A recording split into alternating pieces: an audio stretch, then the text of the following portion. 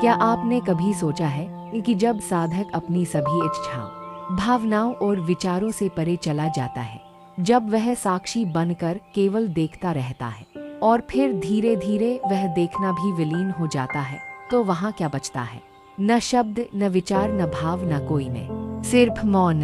एक ऐसा मौन जो अनुभव से परे है, एक ऐसा मौन जिसे आप किसी को बता नहीं सकते। वह अवस्था निर्विकल्प समाधि कहलाती है। निर्विकल्प समाधि का अर्थ है ऐसी अवस्था जिसमें कोई विकल्प न रहे, न जानने वाला, न ज्ञेय, न जानने की प्रक्रिया। ज्ञाता, ज्ञान और ज्ञेय तीनों समाप्त। अब न कोई वस्तु है, न कोई दृष्टा, न कोई विचार उठता है, न कोई स्पंदन, न इंद्रियों का अनुभव, न चित्त का स्पंदन, न कोई स्मृति, न कोई संकल्प। अब चेतना पूर्ण रूप से अपने स्व में लीन हो जाती है। न कोई नाम, न कोई रूप, न कोई मैं हूं का भाव भी शेष रहता है।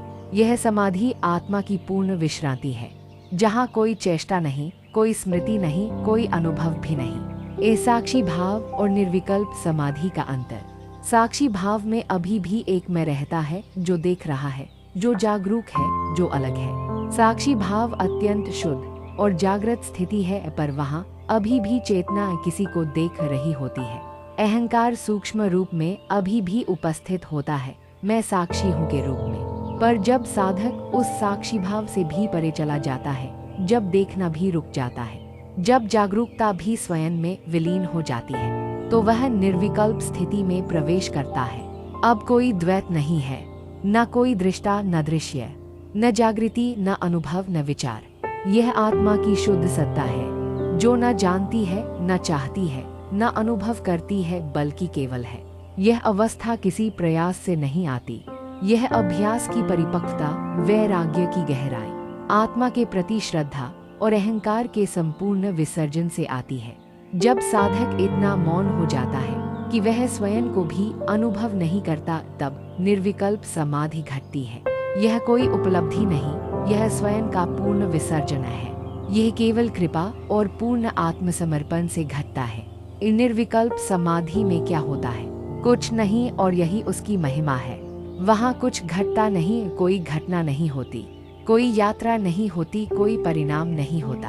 अब जो बचता है वह न पुरुष है, न स्त्री, न भक्त है, न ज्ञानी, न अनुभव करता है, न अनुभूत वस्तु।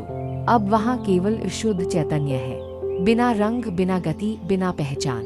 यह न स्थूल है, न सूक्ष्म, यह न भीतर है, न बाहर। यह केवल है, जैसे आकाश है, जैसे मौन है। क्या यह अंतिम अवस्था है? शास्त्रों में कहा गया है, निर्विकल्प समाधि परास्थिति।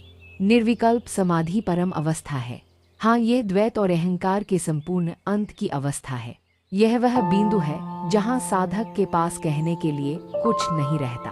वह लौटा भी तो बोलेगा नहीं, या बोलेगा तो सिर्फ मौन में। लेकिन कुछ संत कहते हैं, निर्विकल्प के पार भी एक प्रेम है जो मौन में हंसता है। यह दर्शाता है कि कभी कभी चेतना निर्विकल्प से लौटकर प्रेममी भक्ति में भी प्रवाहित होती है, पर अब उसमें कोई अलगाव नहीं रहता। वह भक्ति भी अद्वैत हो जाती है। अब यहाँ एक बड़ा प्रश्न उठता है, क्या कोई निर्विकल्प समाधि से लौट सकता है? उत्तर है, यदि उसका शरीर अभी जीवित है और देह के प्रति सूक्ष्म संस्कार शेष है, तो वह लौट सकता है। लेकिन जो लौटता है वह अब पूर्ववत नहीं रहता। वह जीव मुक्त कहलाता है, जिसने सब कुछ अनुभव किया और फिर सब कुछ त्याग कर मौन में लौट आया। अब वह बोलता है पर मौन से, चलता है पर भीतर अचल होता है, हंसता है पर भीतर एक निष्पन्द गहराई होती है। जो निर्विकल्प समाधि से लौटा है, उसका मन संसार में कार्य करता है, पर अब वह स्वयं को मन नहीं मानता। वह प्रेम करता है, पर अब उसमें चाह नहीं होती। वह मार्गदर्शन करता है, पर अब उसमें कोई कर्तापन नहीं होता। उसके लिए सब कुछ एक लीलामय दृश्य है, जिसमें कोई अटकाव नहीं, कोई बंधन नहीं। यह अनुभव नहीं किया जाता, क्योंकि यहाँ कोई अनुभव करने वाला नहीं बचता। यह तो अनुभव का पूर्ण विसर्जन है। यह शुद्ध सत्ता है, being, not knowing of feeling. इसमें घुसा नहीं जाता, इसमें ढल जाना पड़ता है। यह घटती है जब आप स्वयं को पूरी तरह खो देते हैं। निर्विकल्प समाधि कोई अलौकिक उपलब्धि नहीं, यह आत्मा की स्वाभाविक स्थिति है। यह कोई विशेष क्षण में घटने वाला चमत्कार नहीं, बल्कि उसी चेतना की स्थिति है जिससे हम सदा जुड़े थे पर पहचान नहीं पा रहे थे। यह शून्यता नहीं है, यह पूर्णता की चुप्पी है। जहाँ न शब्द बचे, न भाव, न एहन, वहीं उतरती है निर्विकल्प समाधि। न साधक, न साधना, न सिद्धि, न लक्ष्य, केवल मौन, अखंड, अचल, अद्वितीय मौन। ओम तत्सत।